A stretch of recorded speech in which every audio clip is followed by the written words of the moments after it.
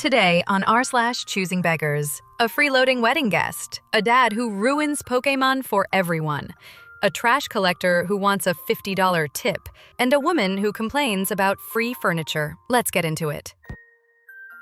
You're already going for the wedding, so why would I pay you? I, 27, female, do makeup part-time, bridal parties, events, and the like. I also post my work on Instagram occasionally. A few weeks ago, I was invited to a wedding of a girl I went to high school with. We're not super close, but I decided to go because, well, weddings are fun, and I had nothing better to do. A couple of days before the wedding, I got a random DM on Instagram from someone I don't even follow. Turns out, it was the bride's cousin. Apparently, she somehow found out I was a makeup artist and would be at the wedding, so she asked if I could do her makeup. No greetings, no pleases, nothing. I responded by telling her my rate for event makeup, and even thanked her for reaching out. But she seemed shocked that I charged her and told me that since I was already going to be there, I wouldn't be going out of my way or anything like that, so she wasn't expecting to pay me. I told her that yes, I'd be there, but my kit isn't free, and neither is my time. I'd have to get up earlier, bring everything with me, and cut into my getting ready time to do hers, which are all part of the job. I was hoping she'd make an offer because I was thinking about giving her a discount since we share mutual followers. But then she called me a greedy person and added that girls are supposed to support each other. I was annoyed but didn't respond, so I wouldn't say something mean out of anger. Morning of the wedding, 7 a.m., I got a text from her asking if I could squeeze her in, saying she had her own lashes. I didn't respond. Then I showed up looking glam. She didn't say a word to me. You know, I always laugh when people start their freeloading with, since you're already there. Like, yeah, and while I'm already there, should I DJ cater and maybe officiate too? The way she said girls should support each other. Translation, you should work for free because we both have eyebrows. And that 7 a.m. text? No ma'am. The only brush I'm picking up that early is to blend my own contour. I swear, nothing says choosing beggars like someone twisting empowerment into I don't want to pay you. Next up, we've got someone who actually did give away free stuff and still got yelled at for it. Because of course. Got screamed at for not giving my own cards away. I'm a bartender at a local pub, and a lot of regulars bring their kids around. Growing up as a kid who spent most of my nights in places like that, I know it's not the best environment. So I started a Pokémon club on Thursday afternoons after school in the function room. I'm not paid for it, it's completely voluntary, and I don't receive any help unless my friends come with me. I'm quite the collector and have a lot of cards, so I made up 10 playable decks that I hand out to kids who don't have their own so everyone can be included. Sometimes I let certain kids keep a few cards, never anything too expensive, usually just cards the kids find cute or have seen in the anime and I have a few duplicates of. Today, I brought in my display folders after being begged for weeks by the kids because they wanted to see the rarer cards. I suppose they got a little muddled up and thought maybe I'd give them some of those as well. I explained that these ones are very expensive and very important to me, so they could look at them, but they weren't for playing with or to be taken home. One of the kids is autistic, and Pokémon has become his special interest. He ended up complaining to his dad, who was drinking in the bar, and he came through screaming that I had made his son cry. He said how his son looks forward to this club every week, and it's the only time he gets away from school or the pub. He accused me of being a horrible, spiteful woman for not supporting his son by giving him the cards he wanted.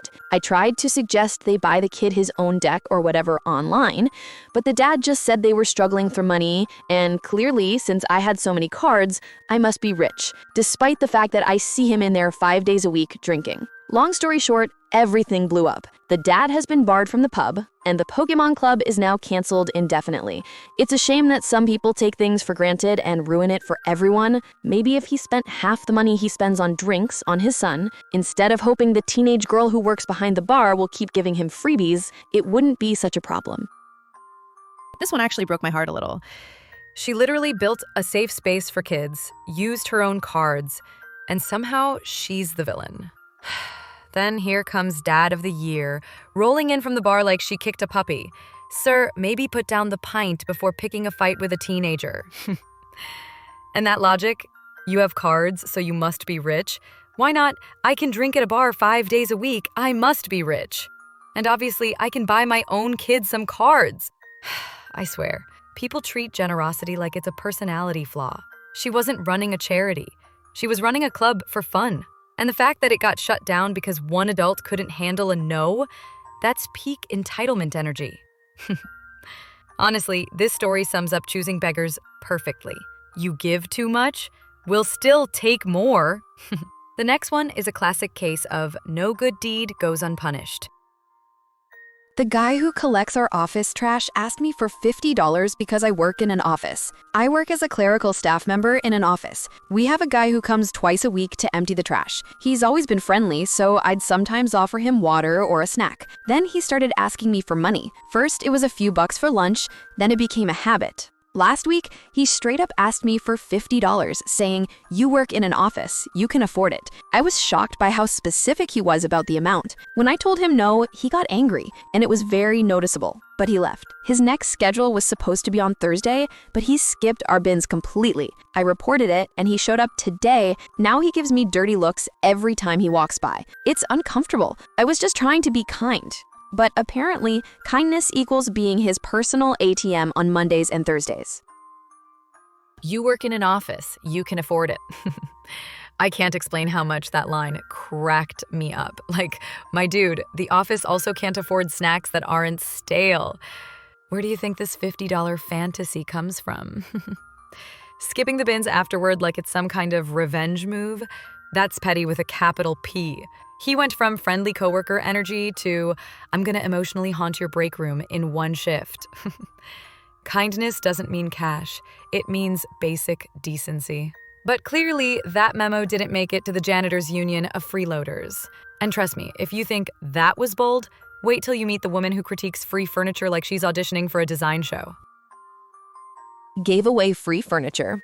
Got a lecture about my color choice from the taker. I recently moved and decided to give away my barely used sofa for free on a local free stuff group. A woman messaged me, super excited, saying she desperately needed it. She shows up, inspects it, then goes, "Oof, I don't like this beige color. Couldn't you have bought something in gray or navy? Those are trending now." Lady, this is free. I'm literally saving you hundreds of dollars. She kept nitpicking the cushions, the fabric, and even asked if I could throw in a coffee table to match, all while paying me exactly $0. I was so flabbergasted, I just stood there like, you can always paint it if you want. She actually responded, "That's too much work. Maybe I'll just wait for someone else's free one." Then she just left. I honestly can't wrap my head around the entitlement.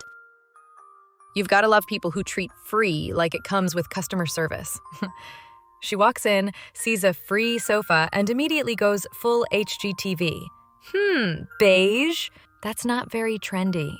Girl, it's not supposed to be trendy. It's supposed to be free. The fact that she asked for a coffee table too, that's next level entitlement. Like, thanks for the couch. Now where's the matching decor? Honestly, if I were the OP, I'd have helped her carry it, just to help her put it back in her car when she changed her mind. People like this really think the world owes them custom furniture and applause.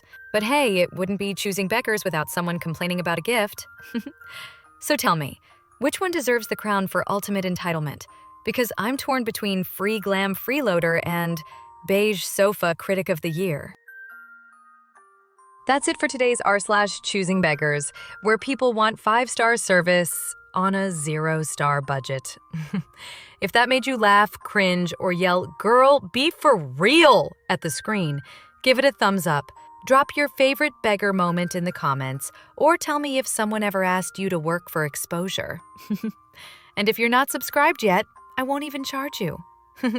Hit that button, ring the bell, and I'll see you in the next one, where yes, the audacity is still free. Bye.